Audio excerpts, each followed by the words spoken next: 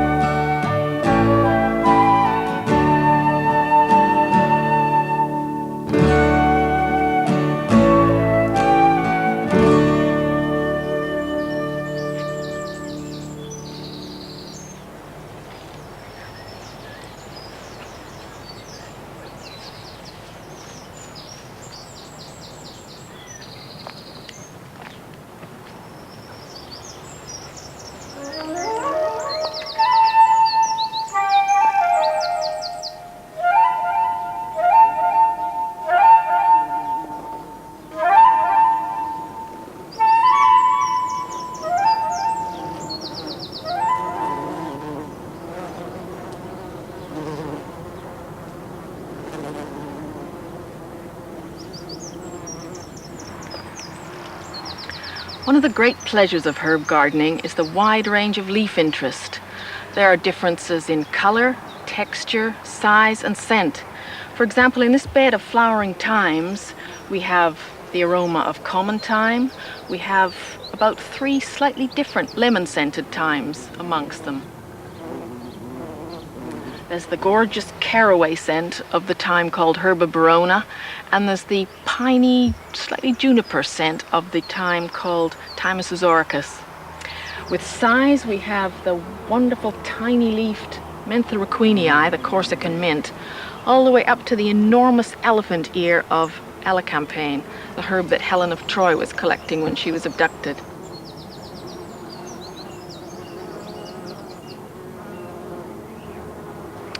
With texture, we have the velvety, sensuous leaves of the marshmallow.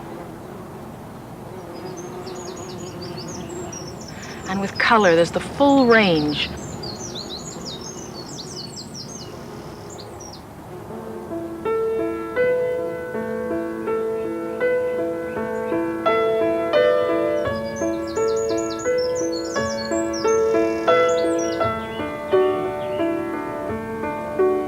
All the beautiful variegated leaves that come into the herb garden.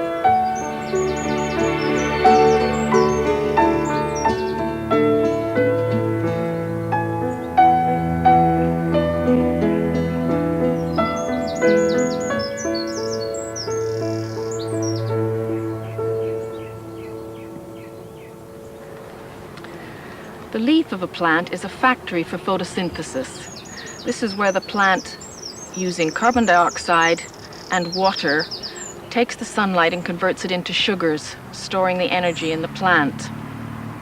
When you have a variegated leaf, like this gold variegated sage, the areas that are yellow are not processing sunlight in the same way. It's only the green patches, so the leaf isn't as strong, and that's why this kind of plant usually needs more sunlight.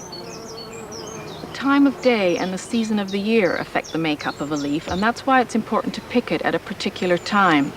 And this is in the morning, after the dew has gone and before the hot midday sun has drawn all the essential oils out.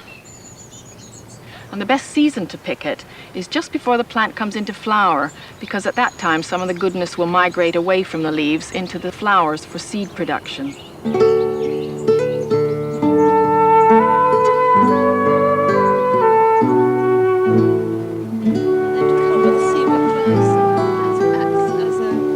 Joy Larkham grows an interesting range of salad herbs in her organic garden in Suffolk. Yes. This is a Chinese tool made out of a saw, which has a hoe on one side and a rake on the other. It's a lovely tool, just the right width for doing these sort of wide drills in between plants like this.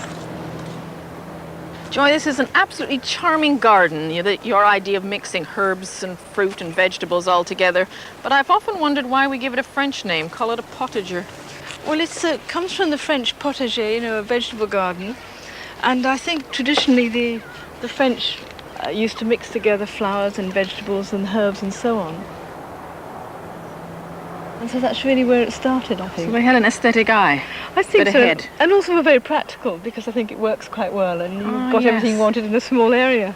You've got a stunning collection of different coloured plant leaves here. Do you use them all in salads? Yes, I think we do. Those purple leaves.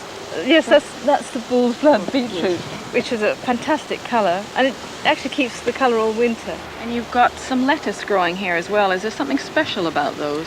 That's a Japanese variety that's not on the market, but it stays sort of lovely and low and pretty for a long time, whereas this old-fashioned marvel of 4 seasons has actually gone to seed. But it has beautiful purple leaves. You forgive it. Oh, and speaking of leaves, there's this variegated nasturtium, which is quite unusual, isn't it? Yes, that's Alaska. It's a lovely, delicate leaf here compared to the big leaves of the ordinary ones for a salad. And then we use the flowers as well. And these are quite unusual colour range, aren't they? Sort of peachy and scarlet colours. Yeah, they have a wonderful range of colours with them. So, in fact, these are all self-sown, and I just wait and see what comes We up can use each some year. in our Yes, salads? Yes. Great.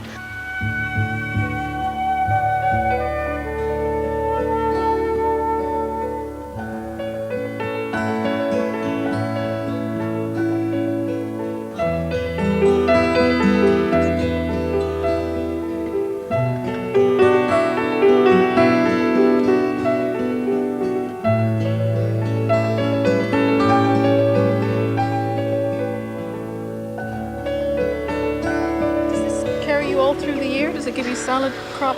My original intention was to have it pretty all year round, and then I found that for the winter things you had to be planting them really about now in July, when it was July and August when it was at its peak. So I decided to make a winter protégé as well. Shall I show you? Oh, yes, Let's please. see.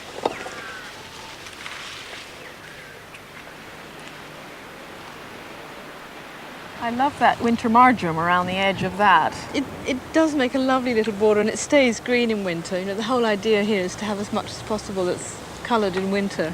I hadn't realised that this buckler leaf sorrel stays green in winter as well, does it? Most winters it does. It makes a lovely sort of carpet even One of in my winter. favourite herbs. Sharp, lemony zest to it. It's a terrific sorrel. You know, it is so strong. You can't believe you get so much flavour from a tiny leaf.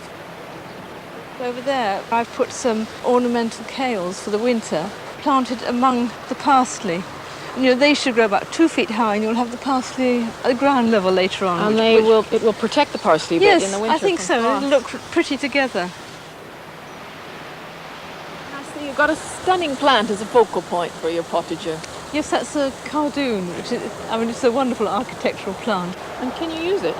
Well, you can't use an old one, really. You're supposed to take a young plant in its first season and blanch the stems, and you can eat them. Sort of around Christmas, they have a lovely flavour of their own. You can also use the very young heads. You can apparently make a soup out of them.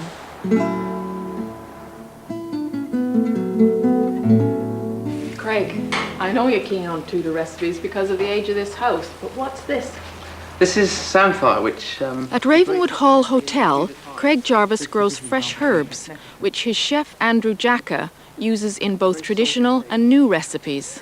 And that hasn't been treated? No, that's just raw. It's a wild asparagus, and it grows right on the shores near the sand dunes, and it has a root to the base of it. And this is a particularly nice example of some samphire. It's a beautiful colour. Yes, it is. And this stunning dish here, what's in this? Well, this comes from pickling samphire. Samphire has a very, very short season, and when it's in season, you can get it in abundance. So what we do is to try and preserve it so that we can use it virtually all the year through. So what we've done here is to take some samphire and just put it very quickly into boiling water, probably for about 20 seconds, no more, and then to take it off and to put it in some good quality white wine vinegar. And the dish that you've got there is smoked salmon with pickled samphire and quail's eggs. And it's nice complements of taste. You've got the sharpness of the samphire together with the salty smokiness of the smoked salmon. Well, that's a stunning starter. What now for the main course? Well, here we've got fillet of beef, which is an old-fashioned dish. Andrew's got the fillet of beef in the pan there that he's sealing. Smells delicious. Yes. And what we use here, we've got a nice old-fashioned herb called Good King Henry. And what Andrew's got is some puff pastry here.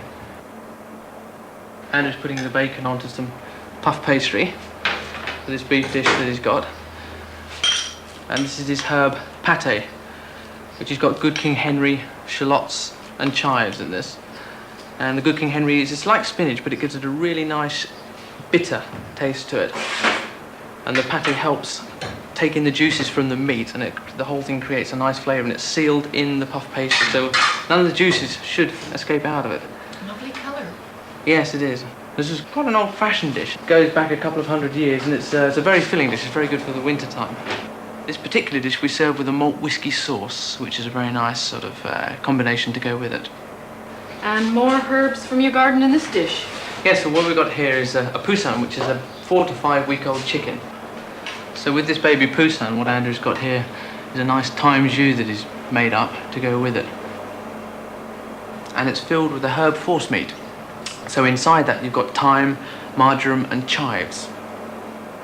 And he's now decorating it just with a little ring of thyme flowers, which gives it a nice rustic appearance to the dish. Garland. Yes, yeah. Very pretty. Yeah. And what would you serve with this dish? A nice summer salad. I would use an assortment of lettuces and sprinkle them with some of Andrew's vinaigrettes that he's got over there. Wonderful. Ah, your famous sorbets. Yes, these are rhubarb. The rhubarb was grown in the garden. We use these in between the starter and the main course, and they're ideal for refreshing the palate. And even herbs in the dessert? Yes, you've got some in there as well. That's a lemon balm and apple terrine. Yes, we infuse the central bavarois with the lemon balm to give it its flavour.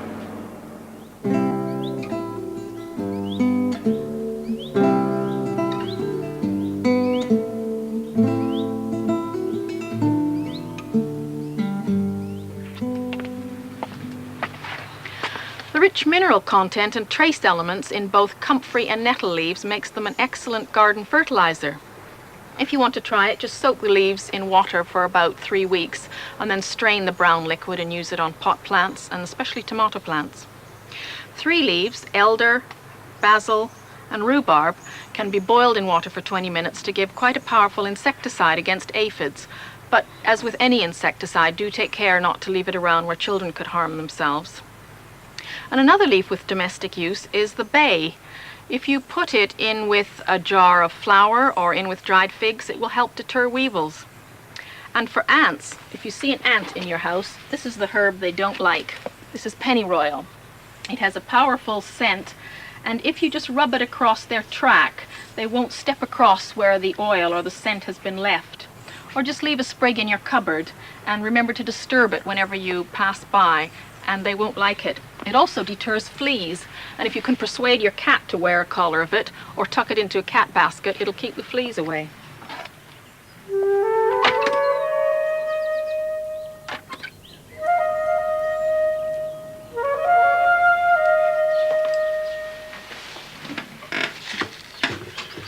At the end of a heavy meal, a cup of herb tea is most refreshing. That lovely ruby color is from hibiscus flowers. Herb teas are becoming very popular now, and there's a wide range available packaged, but it's still easy to make your own. As an introduction to herb teas, the lovely lemon verbena and refreshing spearmint are 2 that are easy for anyone to enjoy, both fresh or dried. And another one that's best fresh is lemon balm, which has been called the elixir of life because of its reputation for longevity. I use about 3 sprigs to make 2 cups. Just put them in your teapot and top it up with boiling water and leave it to brew as for normal tea, about 5 minutes. It was said to have been the early morning tea of a Prince of Glamorgan, who lived to be 108, and a certain John Hussey of Sydenham, who lived to be 116. Several herb leaves also have therapeutic properties as teas, and at the first sign of a cold, take a mixture of equal parts of yarrow and peppermint leaves, plus elderflower. As these are only available in the spring, you can dry them or put some in the freezer, which is what I did with these. And for sore throats, sage is wonderful, especially the purple sage. really cleanses the throat. Another herb leaf with almost legendary healing properties is comfrey or knitbone. It has more protein in its leaf than any other known member of the plant kingdom. There's a recipe here for making up a sort of oil out of the leaves, and it's the nearest thing I've seen to alchemy. Just take comfrey leaves, chop them up as small as your patience will allow, about half-inch squares will do. Jam them into a clean, dry jar. Push it right up to the top, pushing right into the shoulder. Then put a lid on and put it away in a cool, dark place like a garage for 2 to 3 years. During that time, various fermentations take place. It collapses and you end up with this amber viscous liquid, which you then pour off into a clean container and label. This oil contains a protein called allantoin, which helps cells regenerate, and it's very useful on rough skin, early eczema patches, and sprains, and stubborn skin ulcers that won't heal. It helps the healing process. Another herb leaf with remarkable properties is the aloe vera, and it's a tender plant, so it's most pleased to grow in your kitchen, where it's very convenient for burns, minor burns that you might get when cooking. Now, you cut a small piece of the leaf, then you slice it open to reveal this gelatinous sap which is inside. Lovely gooey stuff. And you put it over the burn, and it does 3 things. First of all, it cools it and stops the burning sensation. It protects it because it seals it from bacteria, things like that. And it also helps the healing process. And there's another common plant which has similar but just a little bit less strong properties, and that's the common house leek. And Charlemagne, in his grand days, commanded everyone to grow it on their roofs.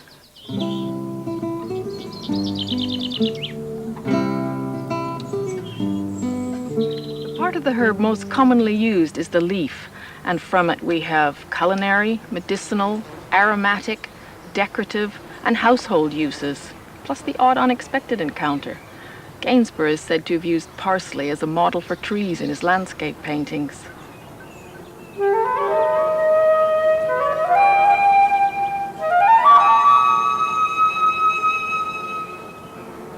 The quality of herbs that first drew me to them was the fresh aromatic scents of their leaves and the many different ways that you can experiment with bringing them into your home.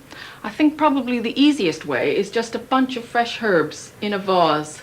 As the plant essences evaporate, they cool the air and also perfume it.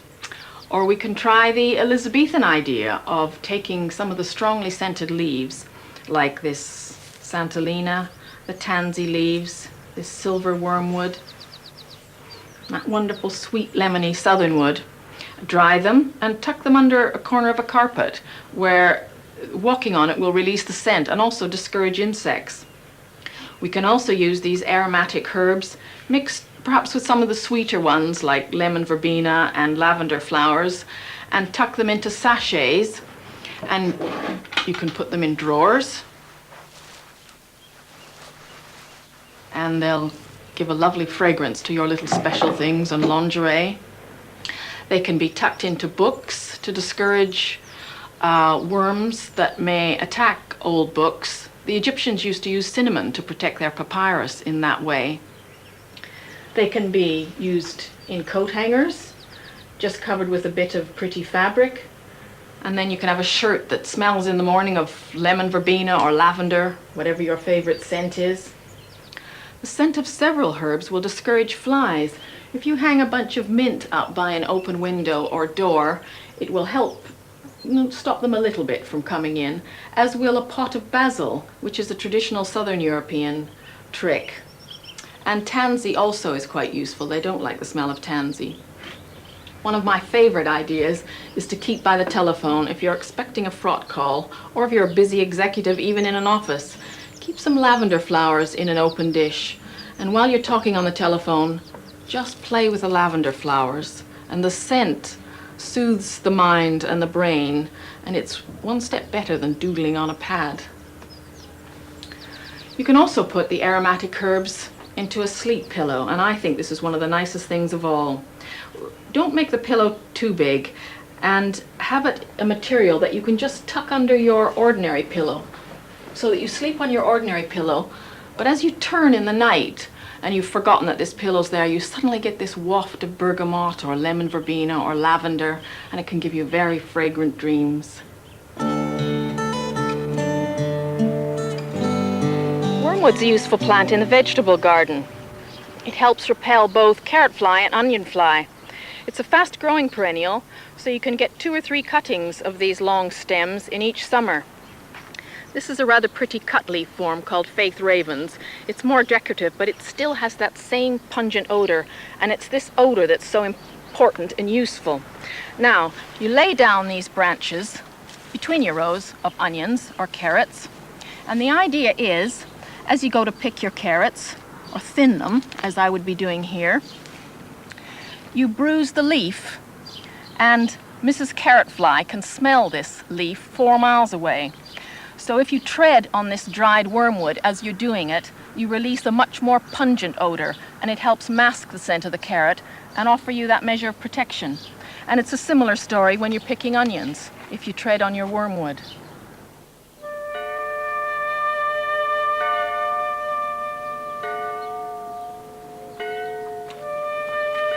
You've got a magnificent range of plants here. You must be pleased with your garden. Thank you. Yes, I am rather pleased. I love this Artemisia too. Yes, I'm keen on Artemisia. Sonia Beresford Hobbs is a flower arranger who uses fragrant herbs when making up garlands. Her garden provides the inspiration and raw material for much of her work. Now you've got a bergamot there and that lovely pale-coloured yarrow flower. Yes, that's the new one, Salmon Beauty. Rather pretty, that Very subtle. And a flowering thyme, and I see a white-flowered hyssop. Yes, with the Perovskia and the Agapanthus next door, it makes a really good combination. Blues and whites, gorgeous. Beautiful colour scheme. Thank you.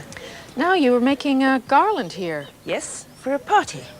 Can you For a share dining some of room. your techniques with us? Yes, of course. But I think things that you might want to know about is how to begin. Oh, yes. Literally with your piece of string. I measured between the candlesticks how much I'm going to need. Not a very good pair of scissors, but still. The secret is to keep it nice and wet all the time you're doing it. Really is very important. Then you take the real wire. It is a florist's wire. And you cut a piece of that off. I'm using variegated box as the basis of it, which is nice and sturdy, and you start binding. Literally binding everything on.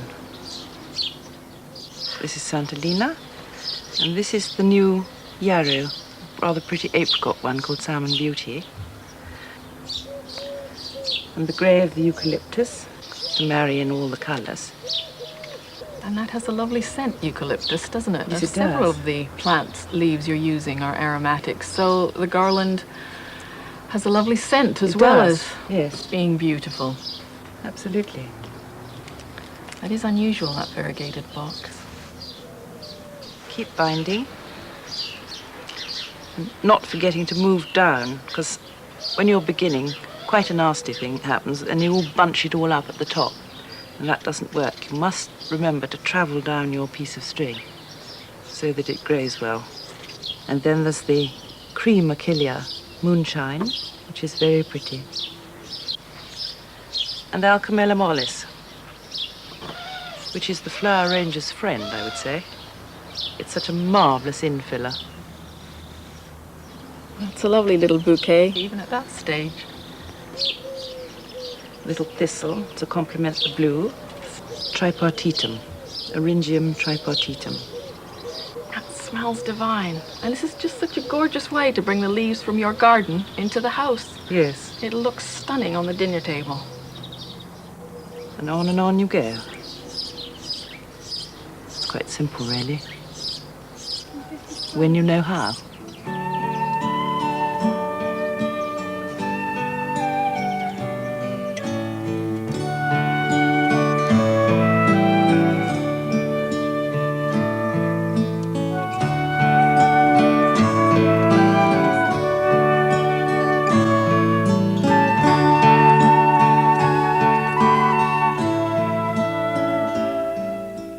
can see that program again on Sunday morning at 7 o'clock.